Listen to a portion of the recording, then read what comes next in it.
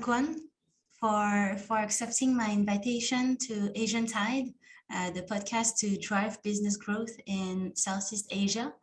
You are the culture director at VERO, ASEAN. Can you tell us more about yourself? Hi, Denise. Thanks for the invitation. So a little bit more about the role. So I joined VERO 8 months ago, so at the beginning of 2021. And the role is culture and brand director. So it was kind of an open brief. The company was looking for someone leading the culture, but it's a very open kind of an environment. In other companies, you have people who come in as, chief people officer and things like that, or chief happiness, and they're usually coming from a HR background, mostly from an HR background. And the particularity at VERO and with my arrival is that I don't have an HR background, but I do have management experience. And we developed a roadmap which included two things which we consider are the two faces of the same question, which is culture. So how do people behave and live and work together? And brand, because brand is also something that's both external, what you project as a company towards clients, prospects, partners, but also internally. What kind of values do you stand for? How do you want to be identified as a group of people, as a community? So for us, culture and brand were kind of linked, and putting the keyword brand as well was a means to make sure that we really put words on what our culture is. It comes from a good place. I think we have quite benevolent leaders, but also it's good for business to be transparent. I think it's just that we have forward-thinking leadership, who are conscious about the changes in the market, about how demanding it is to compete for talent, for instance. So creating an employee experience, that a team member experience that's compelling and that's inviting is primordial for a few reasons. First is to attract them. Nowadays, job interviews actually go both ways. And we're being questioned and quizzed and interviewed as employers as much as the candidates are interviewed on their skills and background. They ask us questions like, what are your values? What do you do for diversity and inclusion? And all things like that. And we have to be on the edge of all these questions, because the people who care about that are usually the best, talents, because they're thoughtful.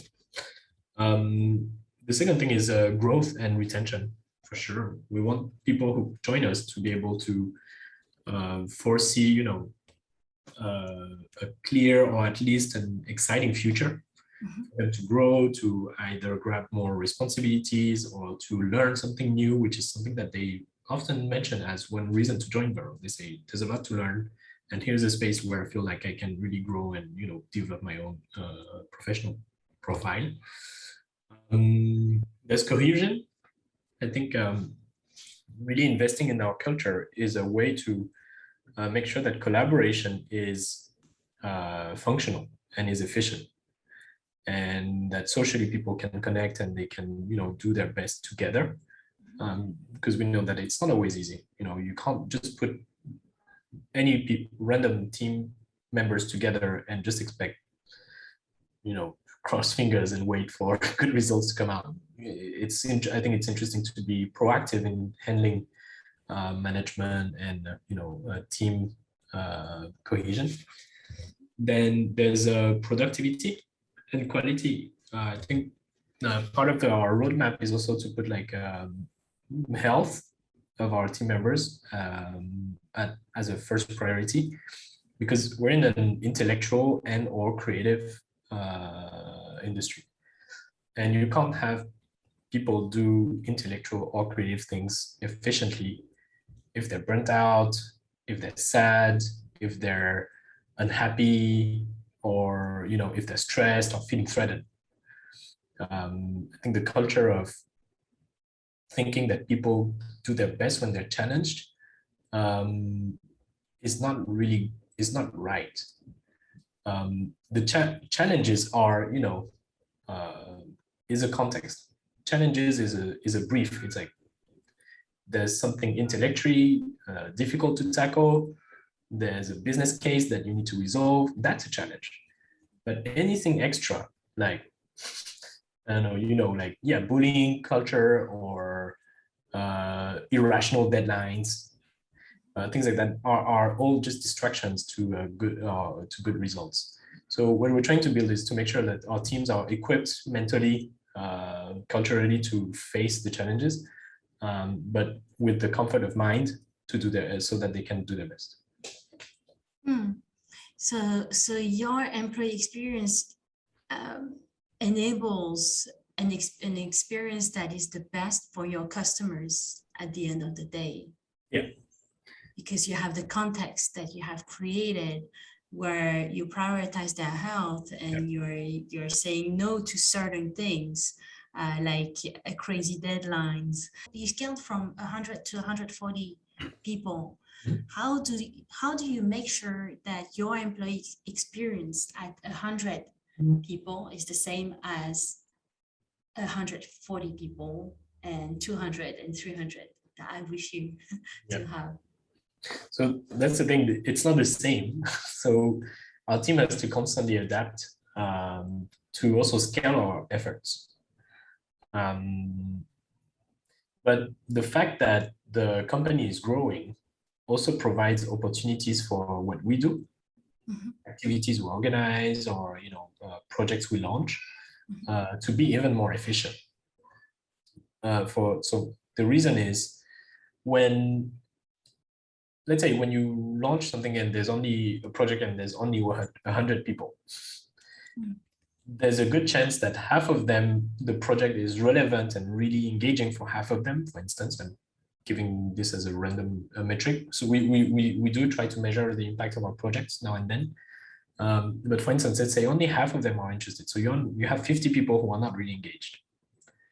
But I think in terms of absolute numbers, when the teams increase, then even with the same ratio of engagement, you have more people being positively impacted by a project. You know what I mean? So instead of having 50 people being happy of whatever we provided, then you would have 70. So as just an arithmetic thing, that's actually interesting for us. On the other hand, it also provides us a grounds to diversify what we do. Because when you have like a smaller team, the temptation is to do one size fits all. To say, hey, here's one project, one activity, and it's for everyone.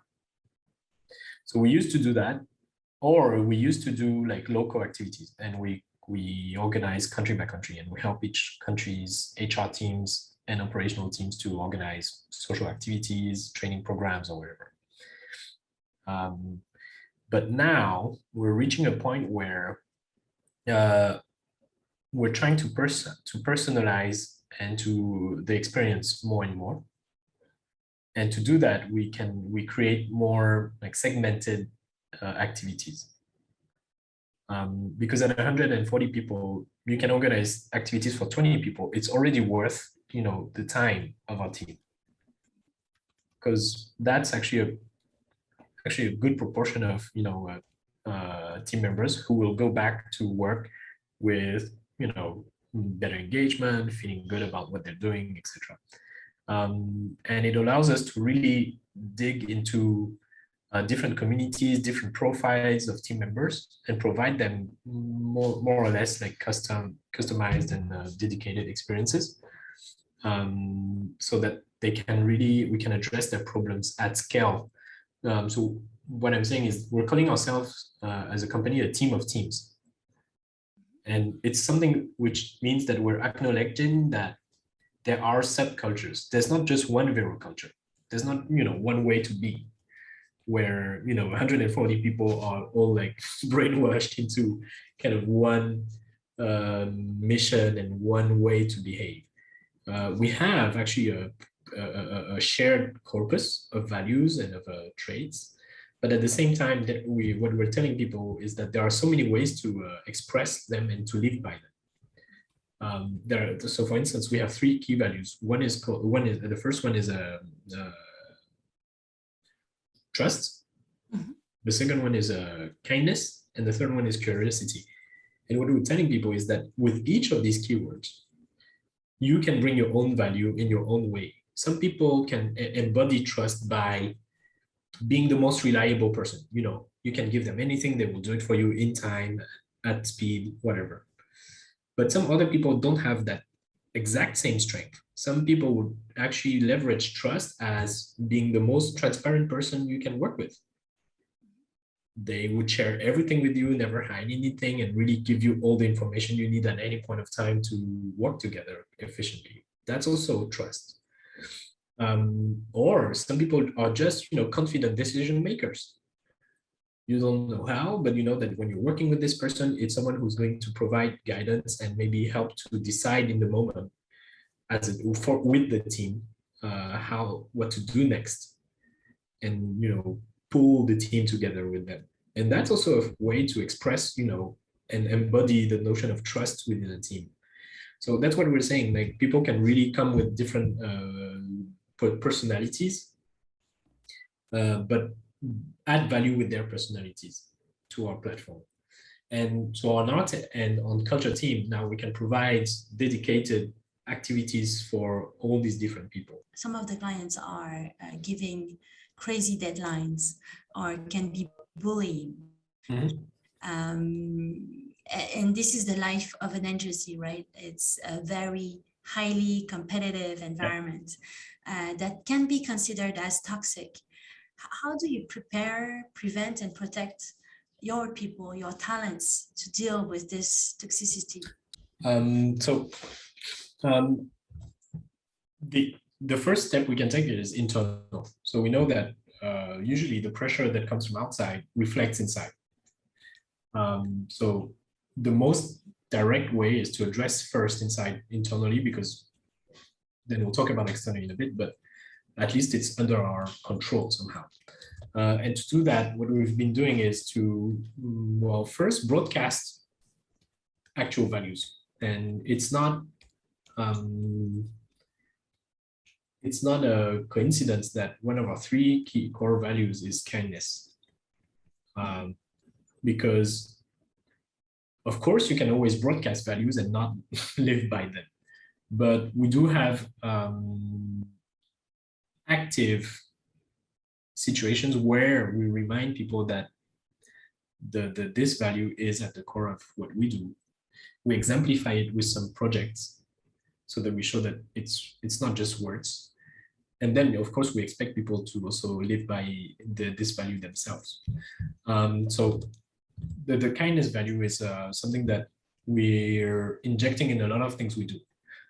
We've launched projects where we encouraged mutual recognition, where there are apps that can help you to actually send messages and kind of incentivize and gamify the fact that you can send nice words to people who've helped you or who are just sitting next to you, to say thanks for helping me with this, or thanks for making me discover that, etc. Because we know that otherwise, in the generic kind of flow of work, some people are more like natural at saying thanks here and there, and there's thanks to everyone, but some may not, and injecting positive speech in people's social interactions changes things. It changes the mood, in fact, and you have to kind of incentivize it. Of course, everyone can have a bad day and be grumpy, right? But if they're stimulated and nudged to actually, hey, pay attention to your colleagues, and today do you have something to say to your friends or peers, then suddenly the mood changes and they're like, oh yeah, actually someone helped me, and I will send a message to say thanks to that person. So we started with an online app which was embedded in our collaborative tool. So that's very efficient. So as in part of the chats where you can actually send each other like very dry, notes like, hey, I was passive aggressive notes like, as per my previous email, I was expecting this file before the deadline. We could actually send like points. You could give points to others and say, thanks for doing this for me or for helping or whatever. And here's 2 points. And when people gather points, they could actually redeem with, small gifts. We would pay for, coffee or tea or stuff like that. So people felt very happy to see that when they thank someone, that person actually receives something. And the company would actually support that. Another way we did that after is to actually create like a social bond through social media. On our Instagram account, our team has created a new project as part of community management called VERO Radio Service. So it's pretty cool because it's like the old school radio song requests and tagging. Back in the days, you could call up the radio channel and say, hey, I'd like to offer this song to my friend or my fiance or my mom or whatever. And then they would record your message and play that song for you. So we're doing that on Instagram. So every month there's a survey going out and you can subscribe and say, I want to send this song to that person. And then our team produces like Instagram stories with the song. With a cool visual and with the tag of whoever's receiving it. It can be anonymous. You can send it anonymously, or you can send it with your own account name, etc. And that again is a way to reinforce, like a sort of communion between people and to reinforce like positive interactions. But when you go back to the big picture and the objective, right, which is kind of avoiding or creating a context so that we can tone down toxicity and things like that. We also make sure that we have a cultural onboarding. So myself or part of my teams welcome every new team members and we walk them through our brand book and our culture book. We walk them through our values, and our values are also exemplified with some, it's not like do's and don'ts, but more like tips and tricks for efficient collaboration with your team members. And in there, we offer a few tips to, reinforce positive feedback culture. Because usually the main kind of pain point of toxic work environments is feedback. It becomes toxic when you say to someone, I don't agree with you, or what you did was not what I expected, just negative feedback. And there are ways to provide, negative feedback, because work that is not up to standard or that is not aligned or misunderstandings or, disagreements happen. But we're trying to kind of help people develop a new way of providing feedback and to think about how they do it. So we also did a VERO session a few months ago about that, where I was talking about replacing the culture of you and I, because in conversations in every language, there's kind of a bias of people talking about work with their person involved. Like, I think this, you think that, you did this, I did that, I don't agree with you. When you do that, you set up like linguistic context for conflict, and it hurts feelings, it hurts, relationships. Whereas changing the language and saying we are doing this, or we could change that, puts you on the same side. So when you use we with the other person you're working with, and facing you is not another person, facing you is a project or a document. Like, hey, we could change this, or we could change that tagline. The tagline is not great yet.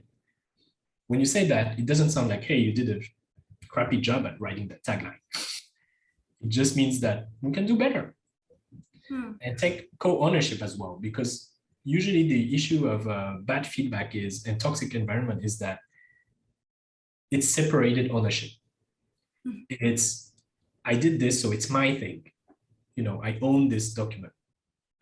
And if anyone doesn't like it, then they don't like me. right? So what we're trying to establish is a culture of co-ownership. Whatever you do is not your own work solo. It's teamwork anyway.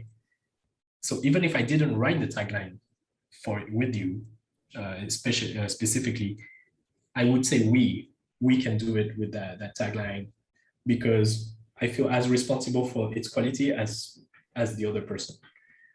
And we developed that idea of collective intelligence as well, and to tell people there's no shame in starting a draft, which is very rough, and already invite who you think can help you to refine it or comment on it early on.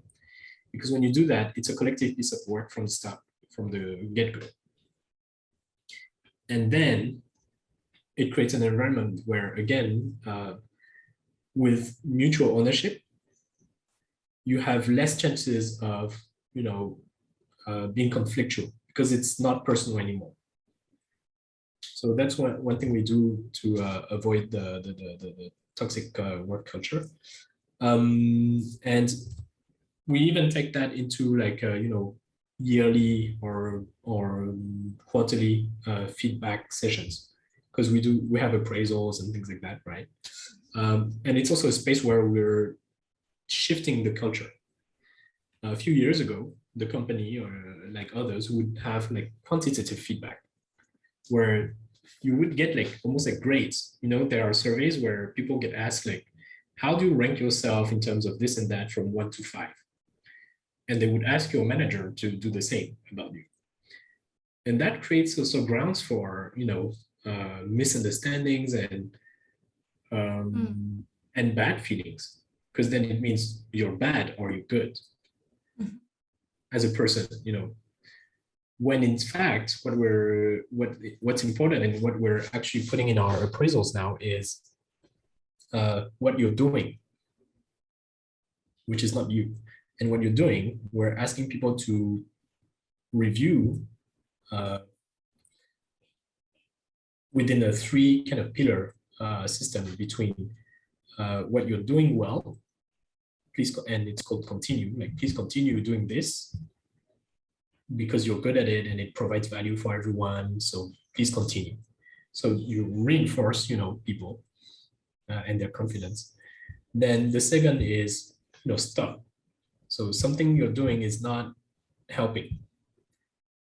But in that column, we ask actively the appraisers to provide a solution. You can't tell someone that what they're doing is not helping if you can't provide an alternative. Yeah, it's not only about the problem. Yes. It's about giving solution. Yes. And being proactive in that. Yeah, and then it's constructive, because then the person receiving the feedback doesn't feel like you're just judging them. You're providing a solution. And then there's a discussion in the process, of course, with HR involved, with us culture team involved, to help the person being appraised to, understand and interpret the feedback in a positive light. And then there's a third pillar, which is start, which is proposing new things that a person can do to, improve or grow. So again, that's a very positive thing, and it encourages everyone to have a constructive mindset.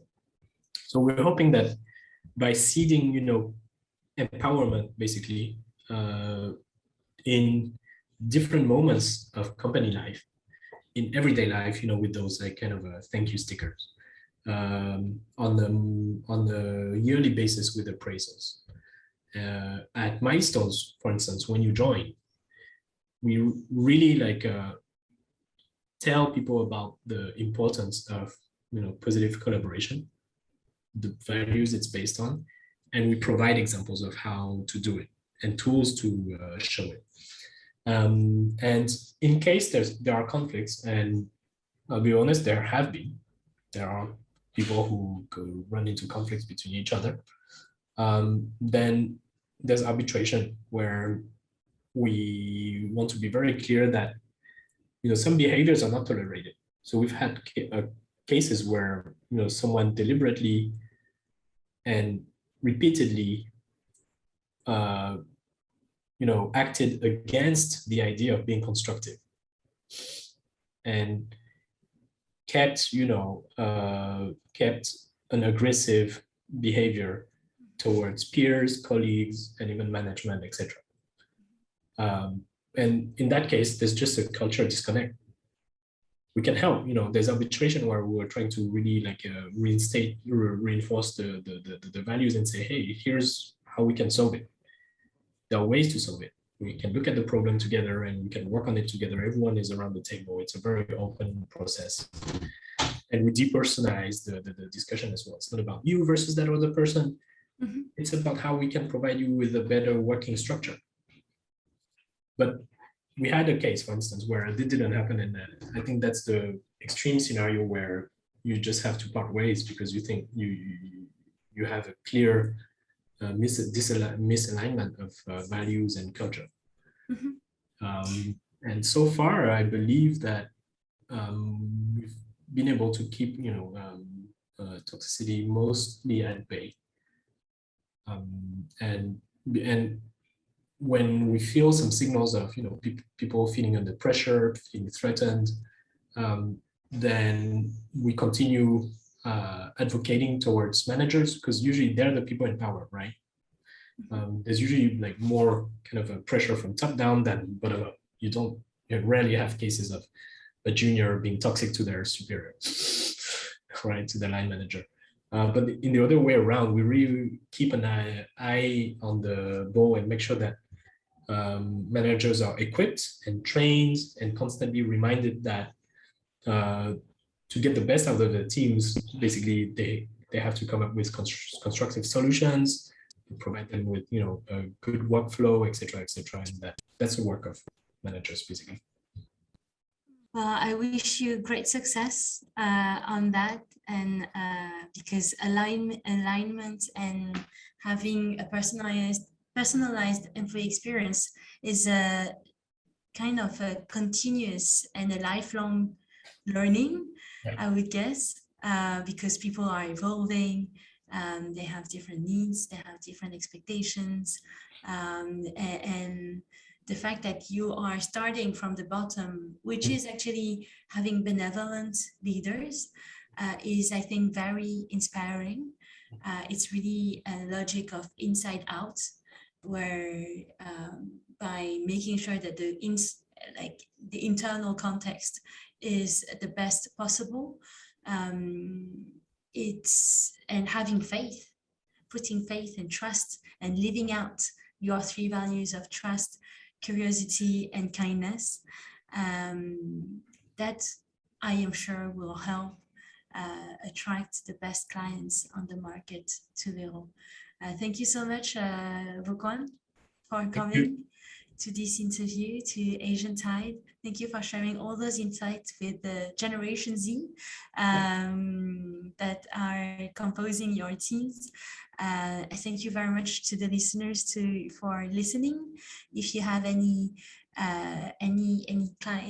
client or colleagues that would be interested into this episode, feel free to share it.